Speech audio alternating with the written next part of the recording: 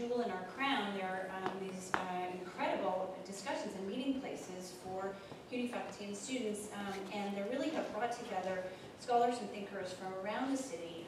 We're incredibly excited about this program, and more than 1,200 people at this point have registered for the program, and they're just an incredibly alive part of the Graduate Center, and so we're really proud and happy to have it going, and really this is sort of the kickoff event for the seminars this year, so it's wonderful to have it be so popular and crowded.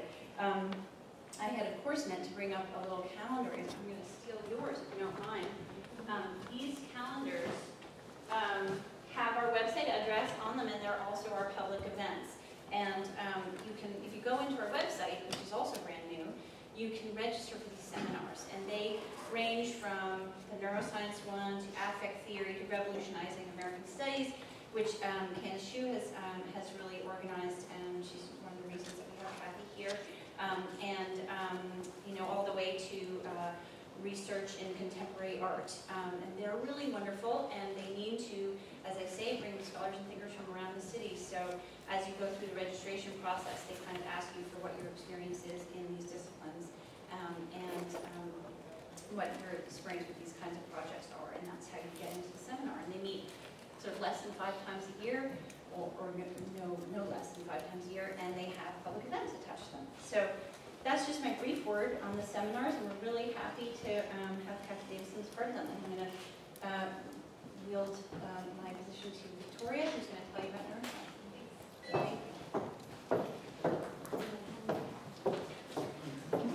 She does that all the time. My job is really to thank people, so I'll start with Eden Sweeney and the Center for Humanities, which has funded the Neuroculture Seminar. It's now called Neurocultures with an S seminar for the 2nd year in a row because it's been so successful, and we're really grateful for the funding and the organizational help. Also, we'd like to thank Candace Hsu, who has really, it was your idea to bring Kathy here, and we're really grateful because it's going to be such a wonderful event. I also want to tell you about our seminar.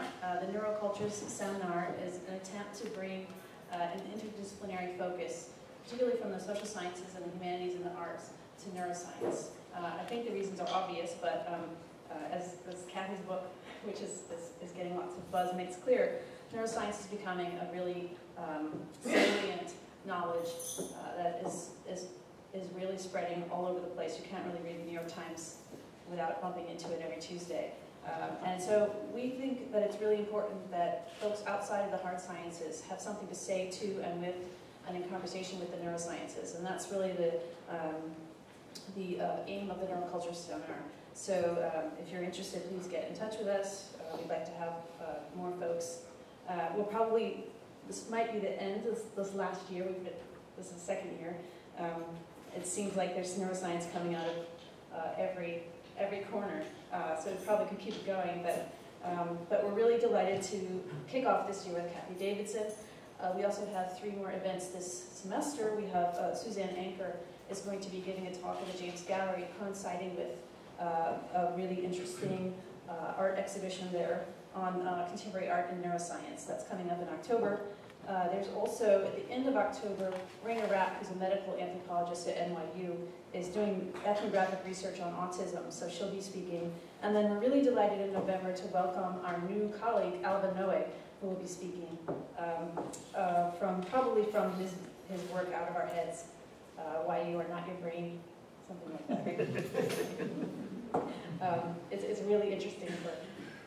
Finally, I want to thank a couple of people who have been working on the Neuroculture Seminar, Professor Jason Tugau from English at Queens College and the Graduate Center is my co-chair, and also Rachel Liebert, I don't know if you're here, who is a graduate student in the psychology department, who's been working diligently for the past year on this project. And also, of course, I'd like to thank distinguished Professor Jesse Prince, who's agreed yet again to be a discussant, and this time it's really, really interesting because of his work on attention. And of course, Kathy, we're just absolutely delighted that you're here, and of course we want to congratulate you on your recent appointment to the National Council for Humanities.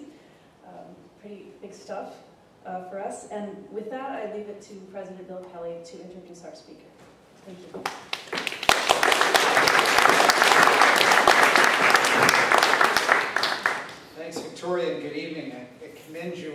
judgment in arriving on time or early. These might have been 30 of our colleagues who operate more on academic calendars are, I think, still fighting their way to join us.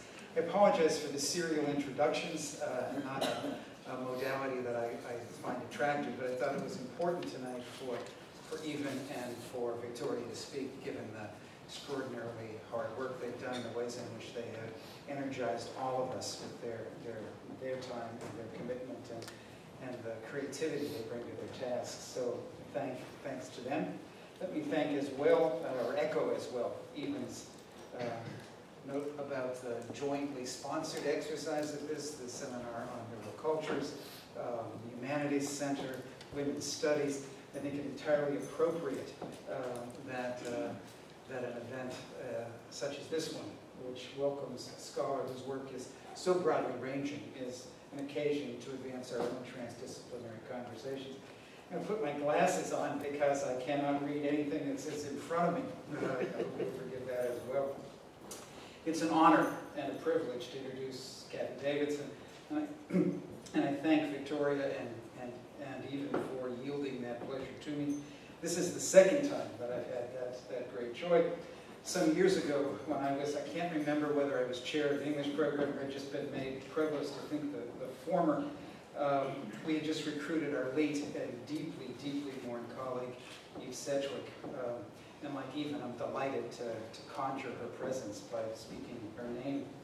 Eve knew how highly I regarded Professor Davidson's work. I had told her how important Revolution in the Word had been to my own thinking about American writing. She knew that I was teaching a course built on that book. It was a course that I revised when she revised her book and called it Revolution in the World under the guidance of Duncan Faraday. Ever generous, Eve invited Kathy to speak at the Graduate Center. She had just published this remarkable book that I will hold upside down for initially, but I brought along because I thought it was so timely, not only in terms of Kathy's topic tonight, but the circumstances in which we live. This is Closing, The Life and Death of an American Factory, about the White Furniture Company in Mebane, North Carolina. It is an exquisite book, and I urge it upon you. She had just published that book then. It went on to win the Mayflower Cup Award for nonfiction and yielded a traveling photographic exhibit which was viewed by well over 3 million people. A remarkable exercise, and again, I press it upon you. When I read Closing, I was struck first by the range of Professor Davidson's interest. This was not a book that most English professors would write. And second, by the consistency of interest that bound Revolution in the Word and Closing, her attention to dissent, the contested ground that separated American principle from national practice, to issues of authority, to the need to give voice to the silenced, most of all, a commitment to getting it right.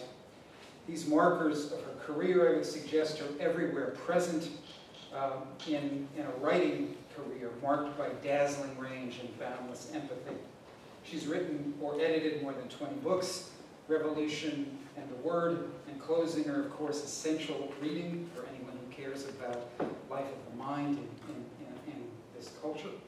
But also placed in that category Reading in America, Literature and Social History, The Book of Love, Writers and Their Love Letters, and 36 Views of Mount Fuji on Finding Myself in Japan. There's a chapter about a Japanese version of a pub crawl that I read pretty much annually because it's so much fun and so provocative and so thoughtful. Kathy's also co-edited the seminal Oxford Companion to Women's Writing and the Oxford Book of Women's Writing in the United States, as well as No More Separate Spheres, a Next Wave American Studies reader. I'm sure these texts are familiar to you. You've either taught them or had them as part of a curriculum. She's also produced a revised edition I mentioned earlier of Revolution in the Word with a new introduction that resets the critical questions that engaged her when the book first appeared, the time in which I believe you suggest that post-colonial doesn't appear anywhere in the first edition, and you write that wrong, not that it's a wrong, but you reopen the book in exciting ways. I'd note as well our editions of the early American novels, Charlotte Temple, Kelroy, The Coquette, and New England Tale, and Female Quixotism, all novels that Revolution in the Word brought to light and to our attention. Kathy called them to our attention and then made certain they were in print so that we could read them. She's edited American Indian Stories, Legends, and Other Writings by Kala S., and written compellingly about Equiano. This is just touching the top of Kathy Davidson iceberg. I will confess that at times I thought that Kathy Davidson must be a brand name for a scholarly collective. One person produced so much. At the same time, Kathy was producing these exquisite books and essays. She established a remarkable record of professional service. She holds 2 distinguished chairs at Duke. She's the Ruth Dvorny Professor of English, and simultaneously the John Hope Franklin Humanities Institute Professor of Interdisciplinary Studies. What a wonderful name to have in that chair. She was Duke's first Vice President for Interdisciplinary Studies. In that position, she helped to establish both the Center for Cognitive Neuroscience and the Information Science and Information Studies program.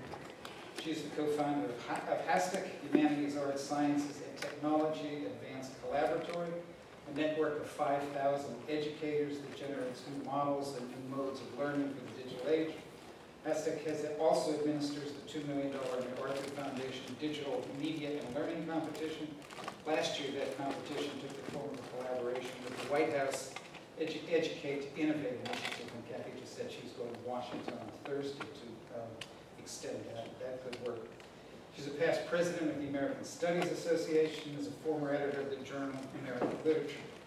In June, she was nominated, as even reminded us earlier, or actually no, Victoria said, as a member of the National Council on Humanities, and she has been confirmed by the U.S. Senate. No easy trick that. She must be something about camels and eyes and needles. Most recently, Professor Davidson has turned her attention to technology, cognition, teaching, and learning in the digital age. Along with the estimable David Theo Goldberg, she produced the influential The Future of Thinking, Learning, Institutions in a Digital Age. Her widely read and much cited essay, Humanities 2.0, Promise, Perils, Predictions, was published by PMLA in 2008. That work is marked by a deep interest in the ways tech-savvy people are learning now, and is refreshingly undeterred by skepticism about our ability to think critically in the information age. She has been a champion of new thought styles and appreciating the ones that are already emerging through technological interfaces. We will hear this evening about her most recent book, Now You See It, How the Brain Science of Attention Will Transform the Way We Live, Work, and Learn, which has recently been published, I think in August, right? By Viking. Now You See It has already been named as a top 10 science book of 2011 by Publishers Weekly, and has been called a, quote, impassioned manifesto on how digital technology should influence our styles of learning and working. Please join me in welcoming our distinguished guest, the remarkable Kathy Davidson.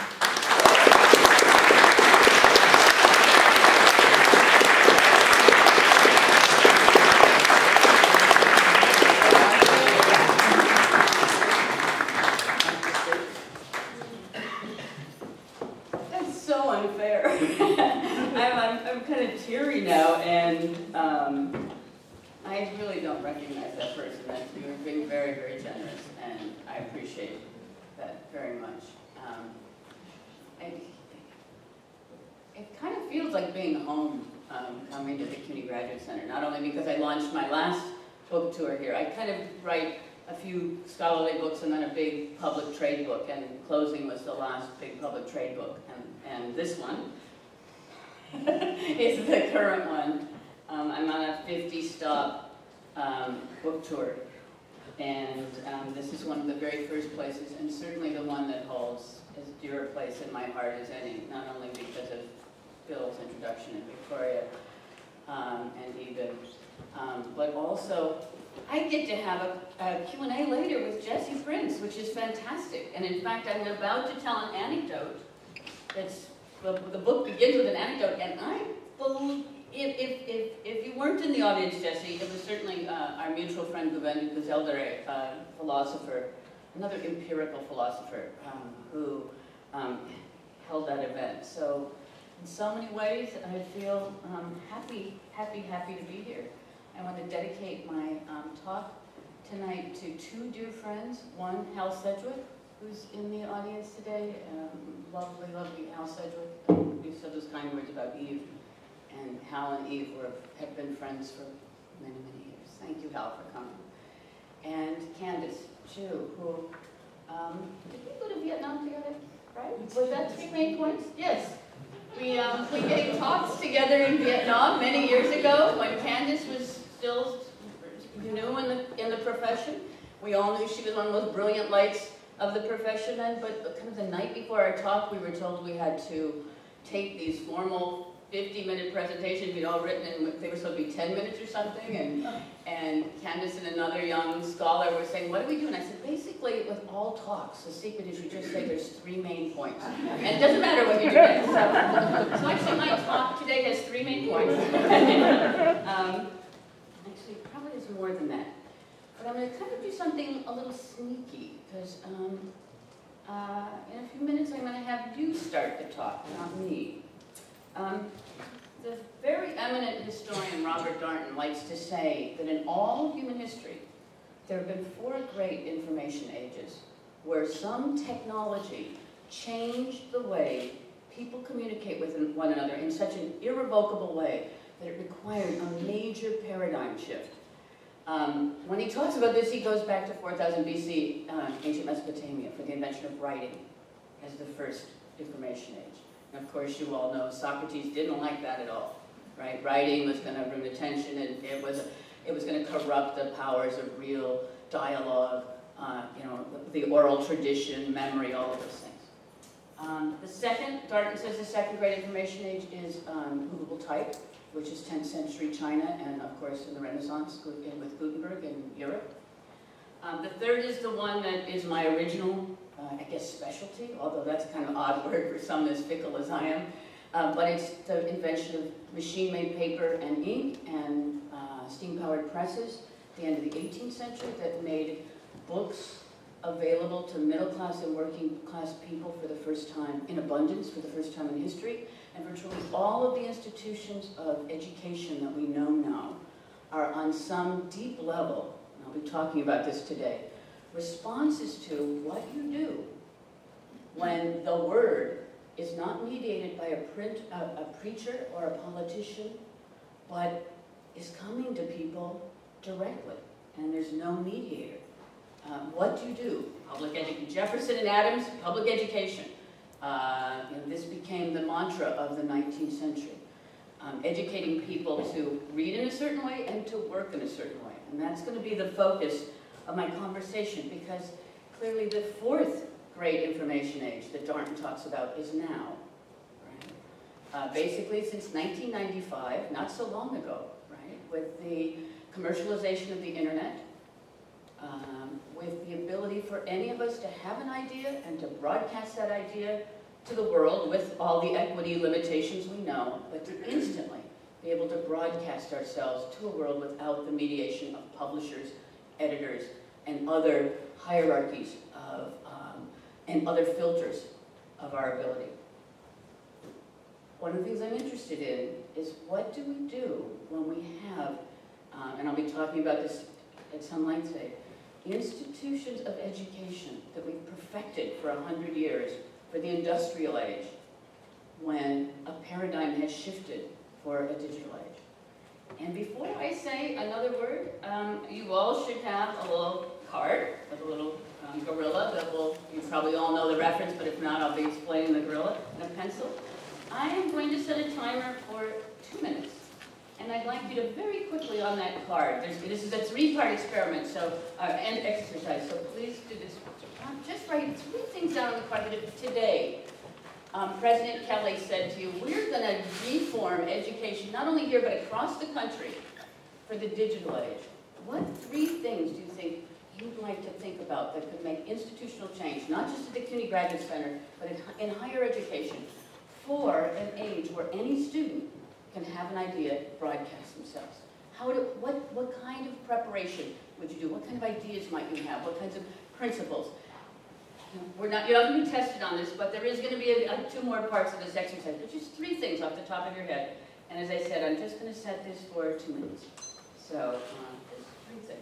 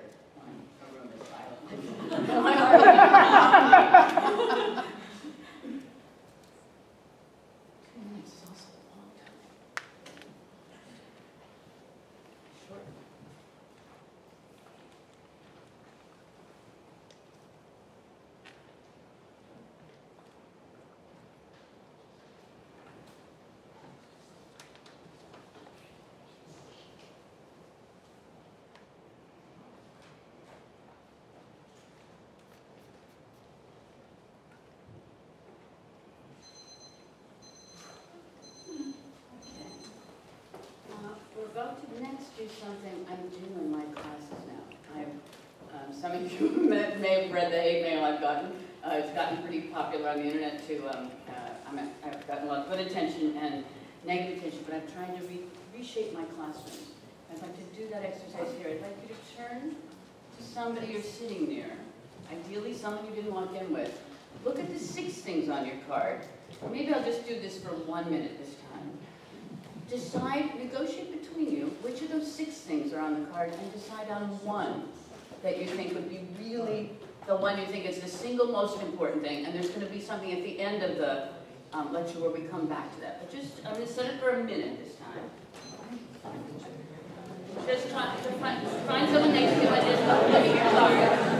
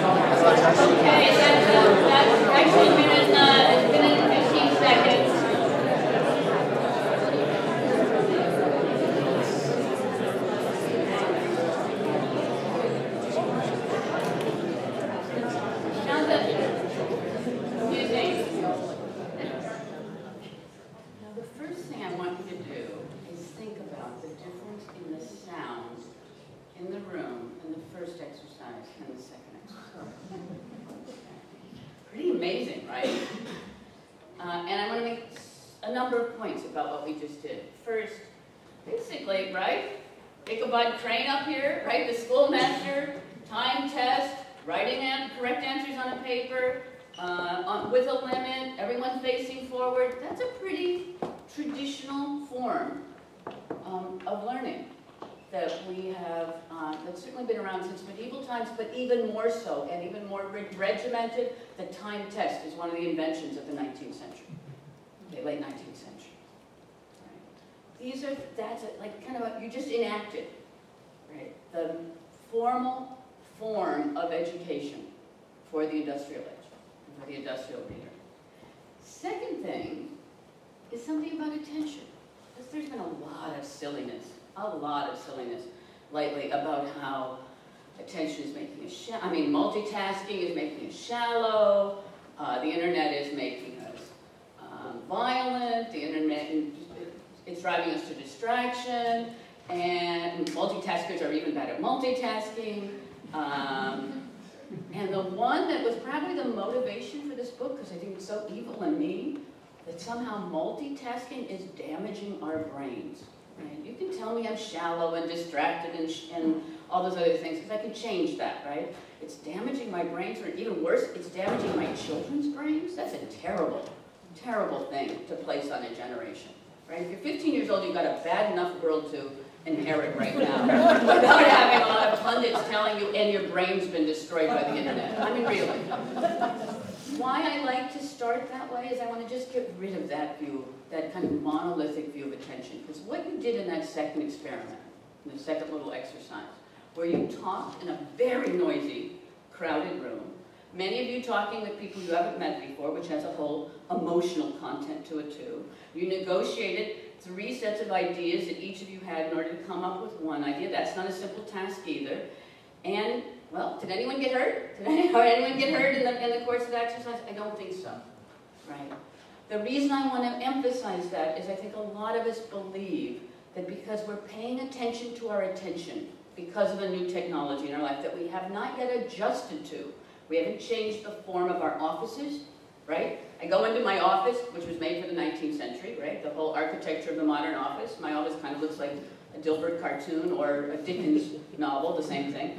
And I close the door to shut out the world and I turn on my desktop, right? How much sense does that make? The desktop brings the whole world unsorted into me at once. So of course I'm paying attention to attention because that's what attention is, right? Attention is what we focus on. Attention is learned, attention is skilled, but right now our attention is being disrupted, but our brain is being perhaps changed. We are learning how to pay attention in different ways. We always do. So that's one thing I wanted to do. I hope I didn't harm anyone's brain. I know I didn't harm anyone's brain, but I actually wanted to enact the paradox of attention in our moment, that in fact we're able and we're constantly performing actions in complex situations where we're able to focus very well and actually come up with productive intellectual solutions in situations of interference. I'm going to talk about that more, but I just want to start with that. Again, I don't think anyone's brain was damaged in the course of that exercise. I'm going to talk a little bit today about, this is actually where my book begins, and it's why there's this little gorilla on your card and a little gorilla. I'm sure all of you know this experiment by now. It's one of the most famous experiments among perceptual psychologists, first done by Ulrich Neusser in the 70s and then reenacted with better technology, although still pretty grainy technology in 1999 by two very young psychologists, one an assistant professor, one a graduate student at Harvard, Dan Simon and Chris Chabris. In this experiment, 6 people throw basketballs back and forth. It's now been done on YouTube, and it's not certainly not fresh the way what it was when I saw this probably 10 years ago, 7 or 8 years ago. There's 6 people, they're passing basketballs. The audience is asked to watch this video. It goes less than 2 minutes, and you're supposed to count how many times the basketball is thrown between people wearing white, not black, just the people wearing white. The video stops, and then your questioner says, how many basketball times did you the basketball pass? Did you count 10 tosses, and people raise their hand, 12, 13, and you get to 15, which is the perfect count. And then the tester says, and who saw the gorilla? In the middle of this video comes this woman, she was an undergraduate at Harvard, in a full gorilla suit, stands there for 9.5 seconds, beats her chest, makes a face at the camera, and then kind of saunters away in this sort of jaunty way. About close to 60% of people under normal test. Now it's changed, this number is changing, I think it's because of the familiarity, it's almost a meme, so even if you haven't seen it, you know it, but almost 60% of people miss the gorilla. What's interesting about that is everyone who hasn't seen this believes that if they had seen it, they would not have missed the gorilla, right? There are many other experiments like this. There's one you can see on YouTube that's very amusing by this British psychologist and amateur musician, Richard Wiseman, called The Amazing Color Changing Card Trick. And this is the one that any circus magician does where you pick a card and you show the audience the card. Now put the card in the desk, and then the magician magically picks the card out. And what you don't notice is that he changed the deck, and you're now putting that card into a deck where the face cards are, the back of the cards are blue instead of red, and it's very easy to pick it out, and people never notice. I've just given away the trick. In that video, they then do this clever thing where they pull back and show that they've filmed it with 2 cameras, and you've only been seeing part of what's going on, while the amazing color-changing card trick has gone on. Both Wiseman and the woman who he's working with have changed their clothes, the backdrop has been changed, and the tablecloth have all been changed to completely different colors, and most people do not notice. My favorite, scary one, is done with flight simulators. You can guess where this is going, right? You train pilots with a simulator. This is actually done quite common for military training to land a plane in a very precarious runway. And he lands the plane, or she lands the plane, and then you show the video again. And after all kinds of wind conditions and difficult things and finally getting the plane to land, there's an aircraft carrier sideways on the runway. And about 60% of pilots land the plane on top of that airliner and never know it. It's a really good thing to learn in a simulator, right? Instead of in real life. The point is, we think we know, we think we see the world. And we think we know what we see. We don't, right? The whole point of attention is to focus, and it's a great gift, right? To be able to focus, to have focused attention also means that we are focusing out everything else around us.